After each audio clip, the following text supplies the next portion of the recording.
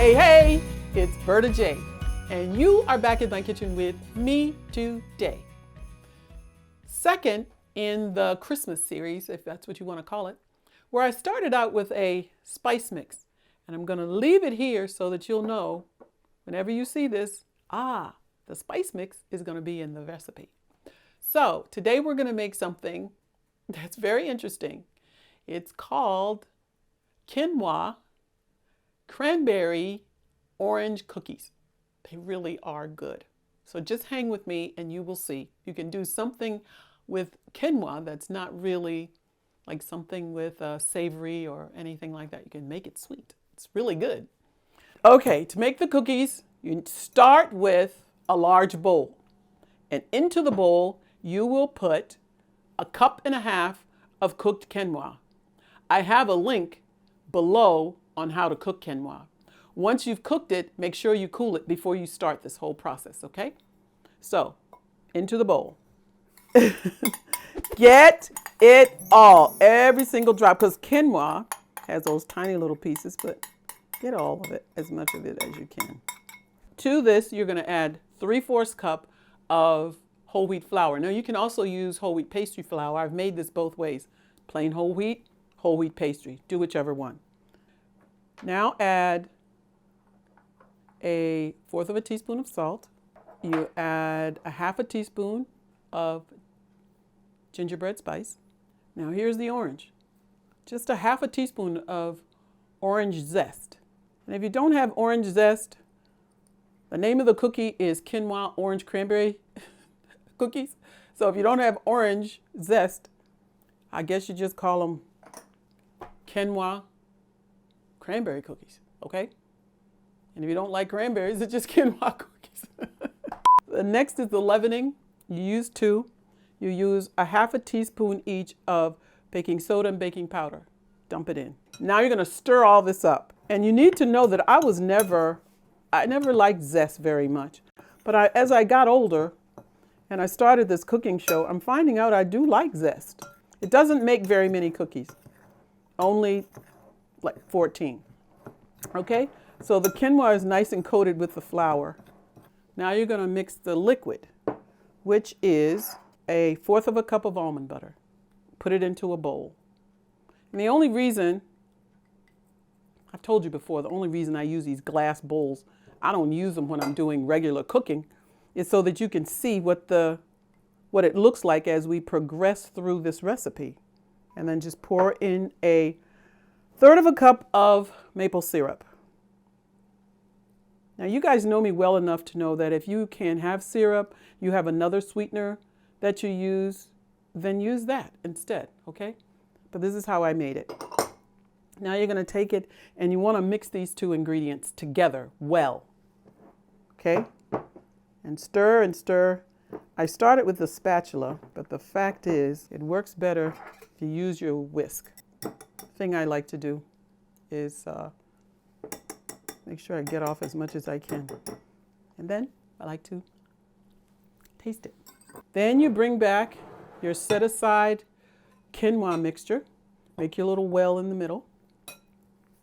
And you and I are going to pour this into here. And to get every single drop, what you need to do, use your spatula. Okay, so now mix. And you're going to mix until it's well incorporated. Though it may look like it's not getting that way, it will. The last step is to add 1/4 cup of the cranberries, thus the quinoa orange cranberry cookies, and they're just craisins, that's all. I chop them up so that they're smaller pieces because the craisins can get really big. And then you just break apart another 1/4 cup, not another, but 1/4 cup of walnuts. And then stir those in gently. Just get them incorporated into the mix. So after you've finished, it's going to be a stiff dough. It's not loose. It's a very stiff dough. And after you finish stirring, and the reason this bowl is slippery on the bottom, and another little tip is just to put a damp cloth.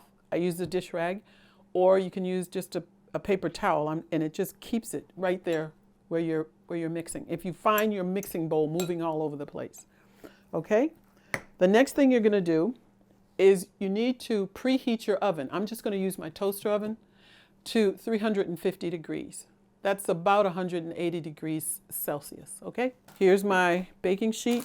Line it with parchment, and we're going to drop it, not by these spoons.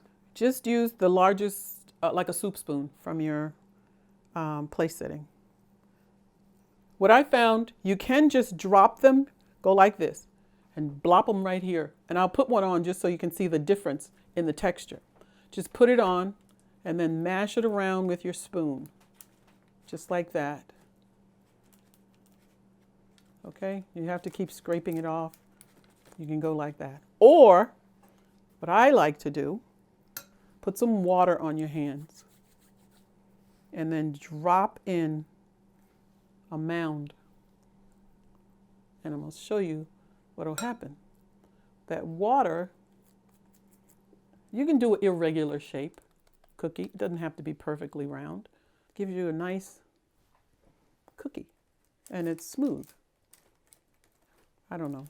It'll spread a little bit, but if you can look at it, you'll see the difference between this one and that one. I'll make one that's just straight up again, so I'll show you the difference when they bake.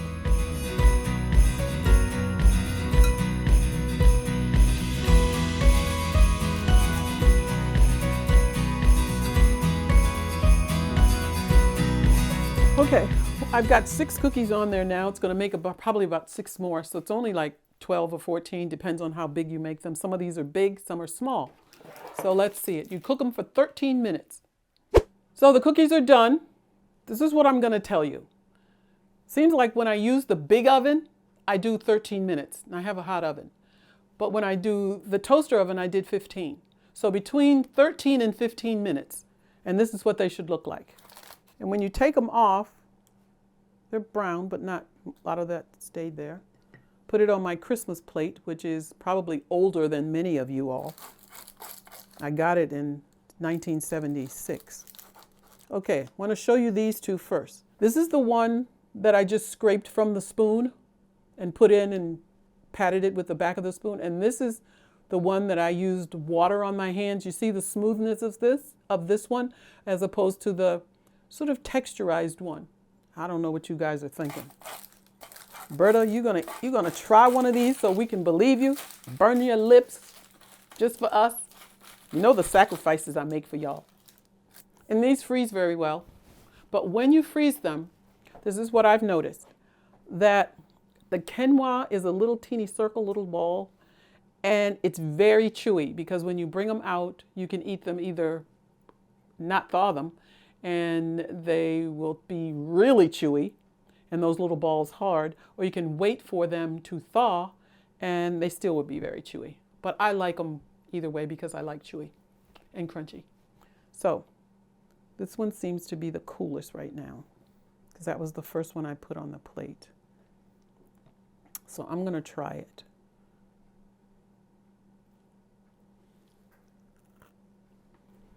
These are good. I think you'll like them. I have had these with vegan ice cream by So Delicious. I just like the vanilla. And you can put a little teeny bit on here, make a little sandwich. It does have a little bit of a pop and a crunch with the quinoa. See if you like it. I do, I enjoy them. That's the end of the video. We're all finished making the quinoa cranberry orange cookies for Christmas. So that's the end of the video. Don't forget to subscribe. Don't forget to click on the bell. And don't forget to leave me some comments below if you make it. Or if you don't, just let me know. Let me hear from you. And I really have enjoyed doing these cookies and trying something really new. I think you'll like it too. So until next time, bye for now.